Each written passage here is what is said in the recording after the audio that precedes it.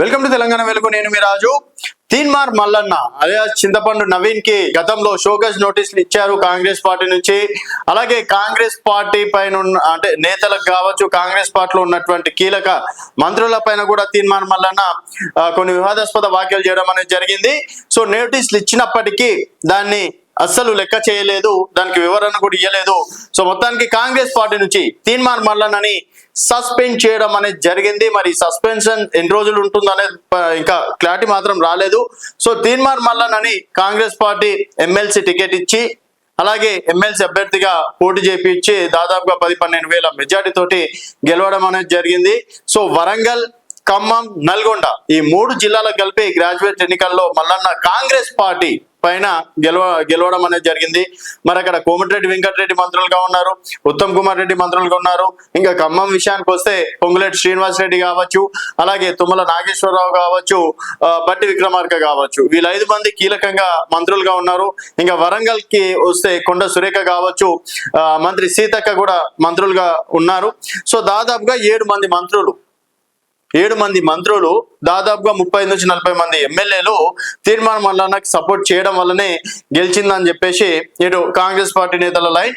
So Teenmar Mallanna మాత్రం నా own capability పైన, నా ఓన్ గుర్తు పైన, అలాగే నన్ను చూసి ఓట్లు వేసారని చెప్పేసి తీన్మార్ మల్లన్న చెప్పడం అనేది జరిగింది. ఒకసారి తీన్మార్ మల్లన్న కూడా మనం కాల్ చేసి చూద్దాం. సో తీన్మార్ మల్లన్న పైన దీనిపైన ఏం యాక్షన్ అంటే ఏం ఆన్సర్ ఇస్తాడు అనేది ఒకసారి చూద్దాం.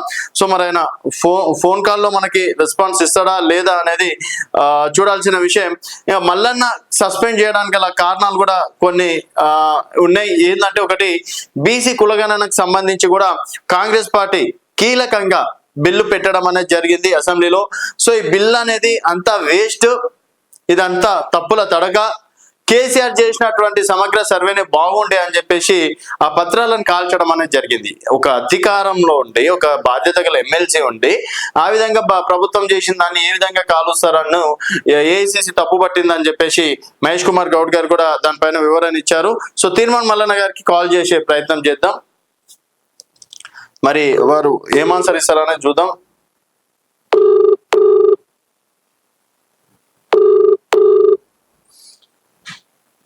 ఫోన్ రింగ్ అవుతుంది.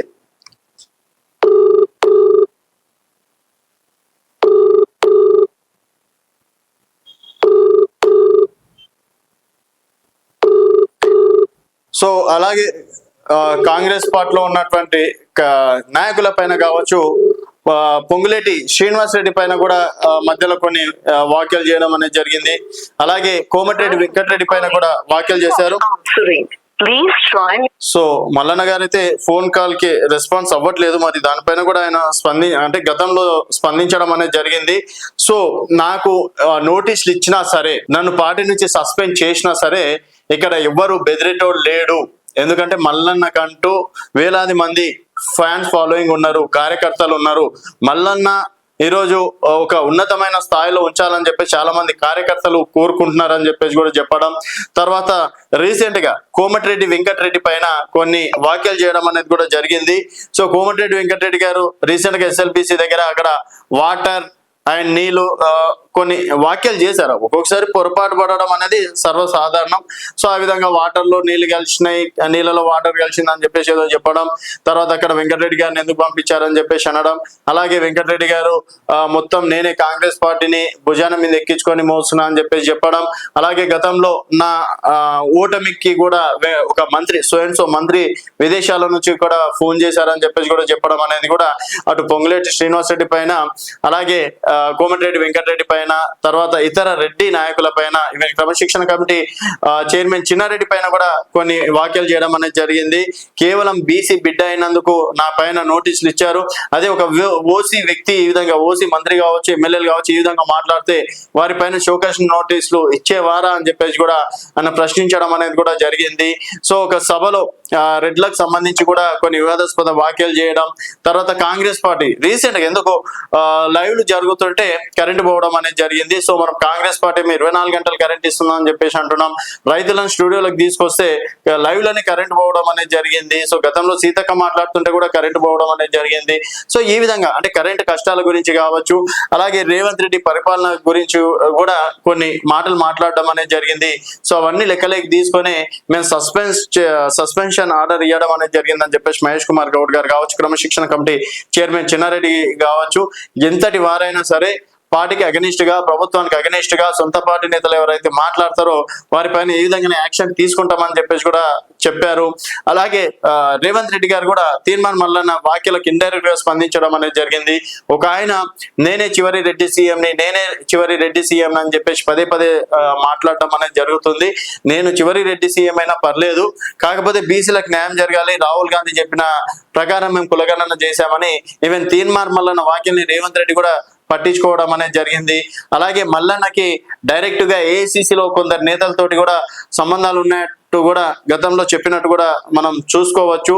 మరి ఏఐసిసి చెప్పినందుకే మల్లన్నని సస్పెండ్ చేశామని చెప్పేసి కూడా మహేష్ కుమార్ గౌడ్ గారు చెప్తున్నారు. అలాగే ఇంకా మరికొన్ని కారణాలు ఏంటంటే, ఒకటి మెయిన్ కీలకంగా ఆయనకు షోకాజ్ నోటీసులు ఇచ్చింది ఎప్పుడు, బీసీ కులగణనకి సంబంధించి పత్రాలను ఎప్పుడైతే అంటే దగ్ధం చేశారో అప్పుడు షోకాస్ నోటీసులు ఇచ్చారు. తర్వాత పొంగులేటి శ్రీనివాస్ రెడ్డి పైన కావచ్చు, కోమటిరెడ్డి వెంకటరెడ్డి పైన కావచ్చు, రాజగోపాల్ రెడ్డి పైన కావచ్చు, ఇంకొంతమంది పైన కూడా కొన్ని వ్యాఖ్యలు చేయడం అనేది కూడా జరిగింది. సో అలాంటి సమయంలో కూడా చూడనట్లు వదిలేశారు. దాదాపుగా నెల టైం ఇచ్చినా కూడా ఇప్పటి వరకు ఆ షోకాస్ నోటీసుల పైన స్పందించకపోవడంతో ఈ చర్యలు తీసుకున్నట్టు కూడా తెలుస్తుంది. మరి మల్లన్న దీనిపైన అయితే సరే కాంగ్రెస్ పార్టీ సస్పెండ్ చేసింది, ఇంకెవరో సస్పెండ్ చేస్తుండ్రు, అలాగే ఇంకేదో చేస్తారు అని బీసీ గలం మాత్రం మర్చిపోను. నేను బీసీ నేతల కోసం ఉద్యమిస్తా, అవసరమైతే నా ప్రాణాలను పణంగా పెట్టైనా సరే నేను బీసీల కోసం పోరాడతా, కొట్లాడతా అని చెప్పేసి కూడా చెప్పడం అనేది జరిగింది. సో మనం ఫోన్లో తీసుకునే ప్రయత్నం అయితే చేశాం, కాకపోతే ఫోన్ లిఫ్ట్ చేయట్లేదు. మరి ఏ ఇతర కారణాల వల్లనో బిజీగా ఉండొచ్చు.